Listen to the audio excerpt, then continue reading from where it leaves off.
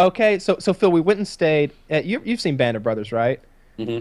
You know in the beginning where Oh, that is a generous comparison between what you guys beginning, did in Band of Brothers. oh, Just it's not from, wait. You've seen that thing where they took on the Nazis, right? Well, we spent 5 days with nothing but a chicken and all of the sponsored equipment that they sent with us Okay, for free. similar. Yeah, similar. Started off a little bit cold. you know what I watched last night? Our a couple episodes of our survival trip. Oh I went yeah. back. Yeah, Good it was real memories? good. You know what? Maybe I just watched it on like a computer monitor or my phone in the past, but I'm watching on this 4K TV now. And it's obviously I don't have the bandwidth for 4K, but it still looks better than a 1080p monitor or anything else lower than it does. It upscales a little bit. So anyway, I'm watching this thing, and it's gorgeous because I think Patrick filmed it in 4K, right, and then cut the aspect ratio down Yep. the 16 by 9. 1080p. It's Yeah. incredible. It's incredible. It's so, there are issues with the focus here and there. I know those are there, but when he's got it right, when he's just filming a static shot of our campsite, Jesus, the woods in the background are gorgeous. I was sitting there just watching it because I thought it was beautiful to look at, and then I'm such a vain cocksucker that I'm like watching myself I'm like, yeah, keep it up, yeah, you're funny, all right. I'm literally being entertained by watching some like bullshit I said in the woods 7 months ago or something. This guy's great. Hilarious. I'm like looking through the comments, making sure everybody noticed. Sometimes Like, I do that with Painkiller Already. Like like sometimes at the end of PKA, I'm like, I don't even know why people watch this, and then I watch it, and it's like, that was actually a pretty good show. I can see why people enjoy this thing. I Daniel Day-Lewis it, I think. I do it and then never look back. have never ever watched an episode of this. I watched a couple. I've come back, I know, and watched excerpts because like there have been issues where like it was like, wait, did we say this and that and this? Is that where I really stood on this issue? And we go back like 5 years and we watch like a 10-minute segment or something. Like that's happened, but I've never went back and The watched compilation ones Or I've the watched comments. where I people never look put at stuff comments. together. What another thing I will say, if you watch an old show, like I'll make up a number, episode 72, I think you'll find that it's not that good. People look through them with rose-colored glasses, like, oh yeah, back in the old days with this host or that host or whatever. But if you actually watch it, it's There's lots of dead air, like our topics sometimes are lame. It could be very monotonous. Like there might spend 3 hours talking about fucking Call of Duty 4 maps or something like that, Like, hey, did you guys know Kyle's kind of a COD 4 expert? Tell him about the grenade spot again, Kyle. Tell him how you look at the cloud and turn 18 degrees and then launch it to the S&D side on backlot. No, nobody gives a fucking shit about that. But we'd just be beating a dead horse to death about how good we were at Call of Duty or how good this guy is or that guy is, and it was just there are whole episodes like that. yeah, I think it's better than it was before. Yeah, it's totally better. We're amazing. We're so fucking good. We're the best podcast there is. I think if there's any podcast better, I've never seen it. I can't imagine. It's the best podcast. Let me tell you, we have the I choose best to believe that. podcasting, and all the It's people say glorious. it. Mm-hmm. But I wasn't gonna mention this, but I just remembered if you want to watch, if you can buy the whole survival trip and all the PKNs and everything over on Gum Road. There's a link in the description for that stuff. Yeah, I saw. Was it you that? Yeah, it was. You almost busted your ass falling into the water. That was hilarious. That was fucking hilarious. Chiz wearing his boat shoes. Reminiscent on the about way that. there. Yeah, on the way there. Yeah, So and we Chiz did in his this boat. like. The boat shoes said a lot, right? Like the boat shoes. Not only did they say like, "I made a terrible decision in shoes," which is the obvious thing, right? They also say, "I've never really been in the woods before." It says I right? like to have fun. I have a couple pairs of pastel-colored shorts, so sue me. No, I- when you Barry? did he even have socks on with those Sperry's or something? Of course not. You gotta have the feet as smelly as possible. It was absurd. Okay, so Phil, we went and stayed at you've seen Band of Brothers, right? Hmm. You know in the beginning where Oh, that is a generous comparison between what you guys did in Band of Brothers. Just wait. You've seen that thing where they took on the Nazis, right? Well, we spent 5 days with nothing but a chicken and all of the sponsored equipment that they sent with us Okay, for free. similar. Yeah, similar. Started off a little bit cold. Thank God for the Muffin Man who showed up the second day. He just gave us baked goods. Muffin Man showed up and gave us muffins. You really haven't.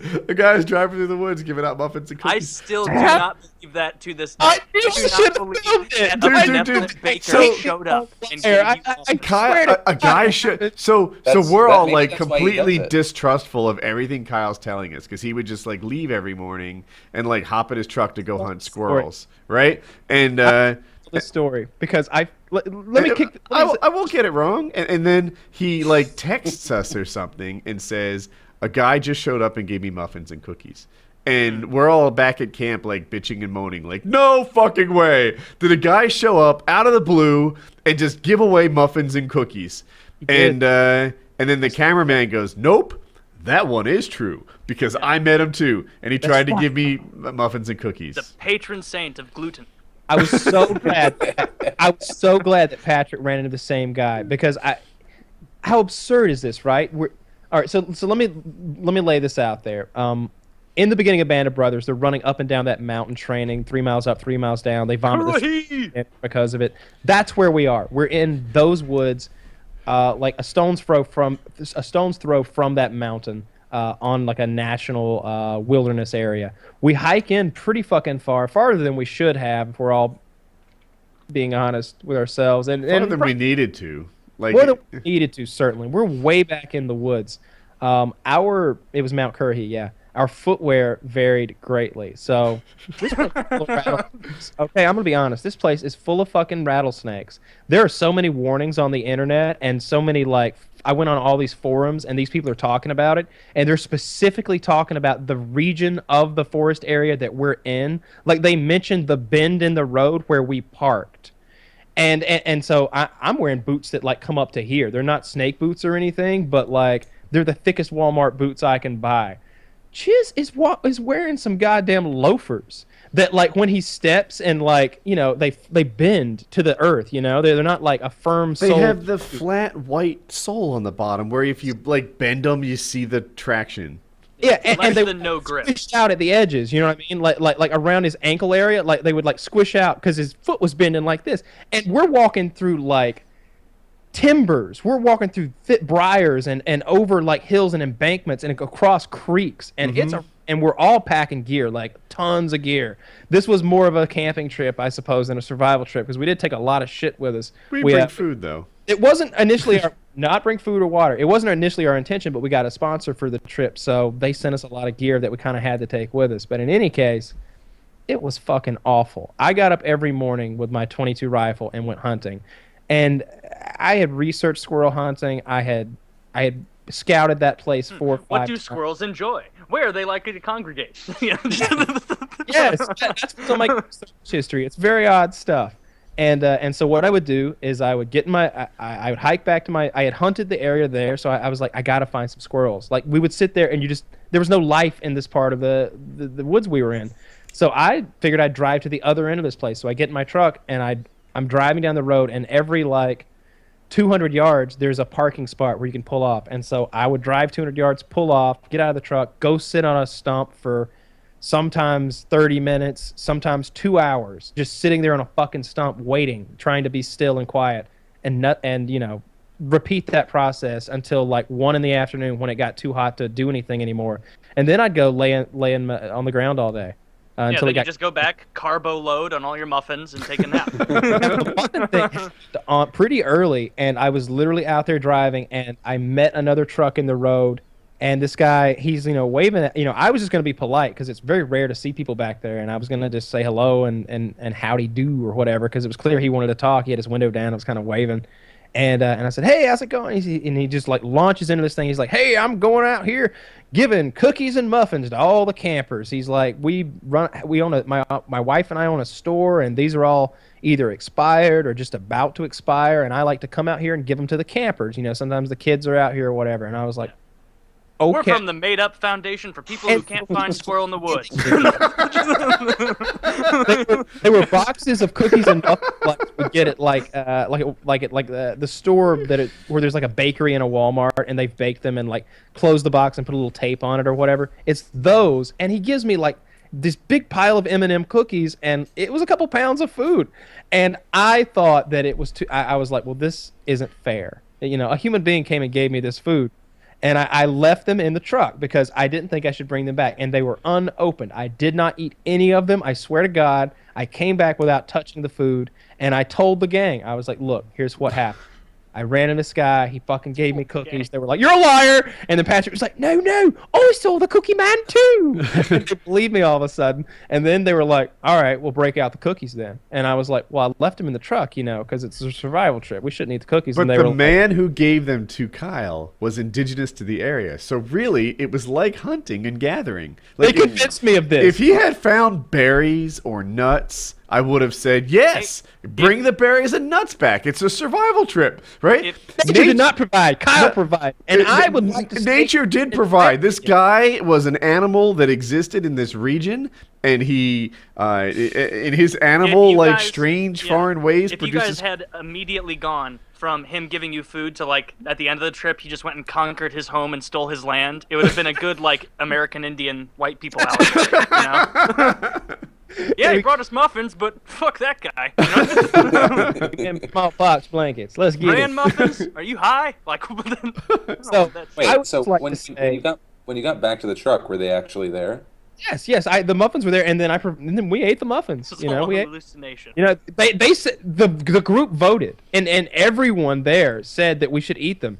And I was like, well, all right, if we're gonna eat them, we're gonna eat them. I'm not gonna turn the muffins down. If everybody's eating muffins, I'm eating muffins too. And I don't remember them being uneaten, guys, it's though. 2 days in. Who wants I to remember vote, Kyle all keeping in favor an of entire. ruining the spirit of the trip? Kyle didn't even give us all the food. He kept a box of cookies in his truck for himself. No. He did. Is this true? Oh.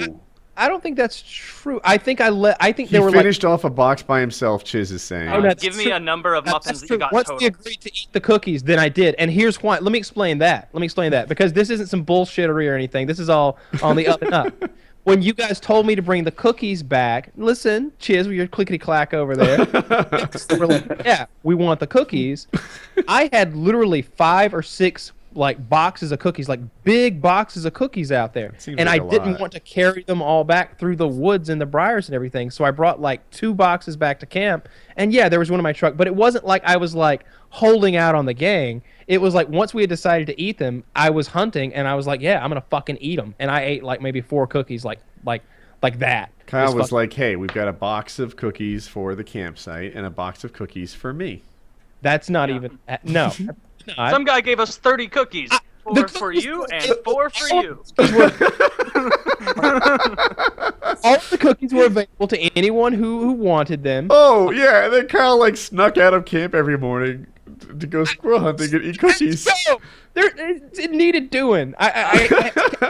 He was the one going hunting. He needed more calories to do the hunting. So that is fair. He was the one out there doing hunting. I'm actually surprised I got as much crap as I did about charging the batteries. I lost so much weight. Remember, I think I lost 9 or 11 pounds, one or the other. I went hydrated.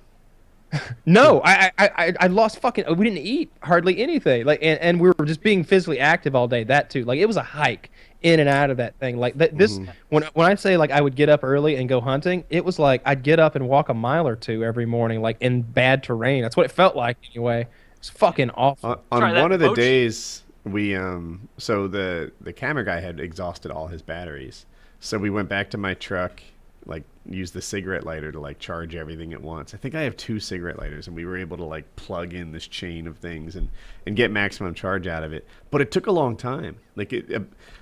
Unbeknownst to me, these things charge much more slowly off a cigarette lighter than they do off an outlet, in the house. So we just sat in the truck. He says 5 hours. That might be a bit of a stretch, but it was more than 3. There's your range. And I came back, and everyone was mad at me. Oh my God, you took so long to charge batteries. And I'm like, in my mind, I'm like, yeah, you guys were sitting in the tent. I was sitting in the truck. It wasn't like I missed out on all the cabin building or something. I think the real thing was we knew that you were probably sitting in air conditioning or at least in a shady truck. And we were at, first of all, Chiz for some reason elected to get in that cot tent thing or the solar oven, as I like to call it, and zip that motherfucker up He's it was never been camping before. He doesn't realize that the tents are saunas. Uh-huh.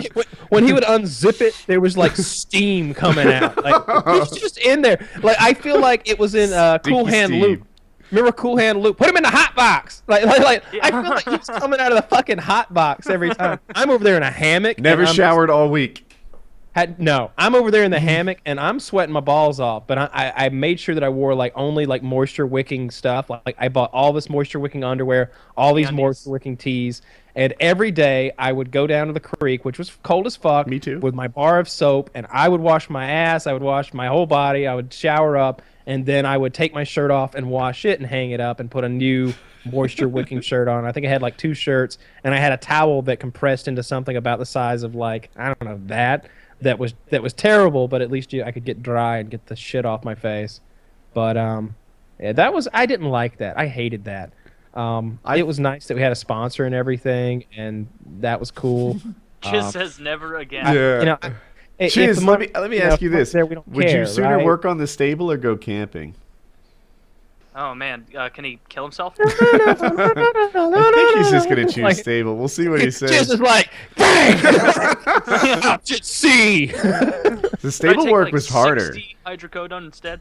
Dude, what if I Lindsey I think he Graham said I'd rather poison die. her gun? I'd rather die. Because the camping trip, like as hungry as we were and whatever, the temperature would hit like upper 80s maybe because you're in the woods With in the 100% shade humidity. with humidity, but you're not doing anything, right?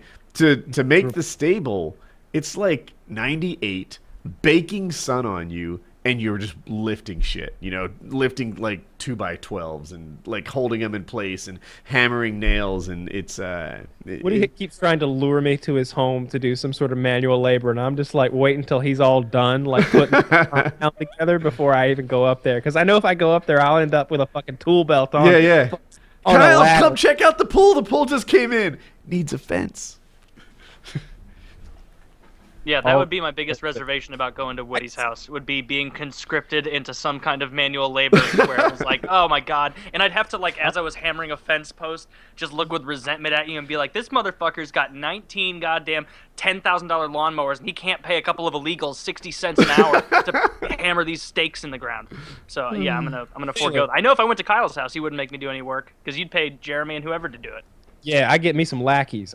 You gotta have lackeys in life. They're easier to come by than you might imagine. I totally have fucking lackeys who like for $10 an hour will work hard as fucking hell all day long. They won't complain. They'll show up. They'll feed themselves.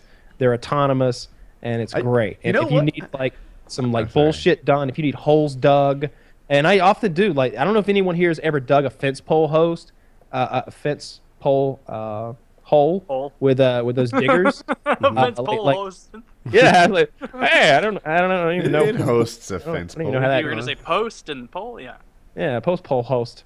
Yeah, ever done one of those? Yeah, that sucks. It's really awful. fun for my grandpa had one when I was like, I don't know, 13, and it was a barrel of fun for like one, and you're like, wow, that's neat how it makes like a hole straight down, and then you imagine like on his huge crop of land surrounding the cattle, it's like, yeah, you need to do that perfectly Make you 3,000 times. I can remember when I was maybe 14, my dad had my cousin and I building a fence, and my cousin was being paid, but I was not, and that was kind of the way of things for a bit when I was a child. And so we're out there digging this first hole, and we get it dug, and we're using wooden fence posts about this big around. We put this thing in there, seal it up, and I'm just like, I'm beat. I was like that. I was like, Scott, I'm not going to do this anymore. If you want to stay here, that's up to you. But I'm just letting you know that I'm not getting paid for this shit. And I left. I fucking hated that. And in my adult life, I've had to dig some of those holes on my own. And there was one night where I had no help, and I had to dig like 8 of those holes by myself. And it was dark by the time I got done. It's awful. Is the work. auger easier, the kind you spin and then just pull out? I don't know.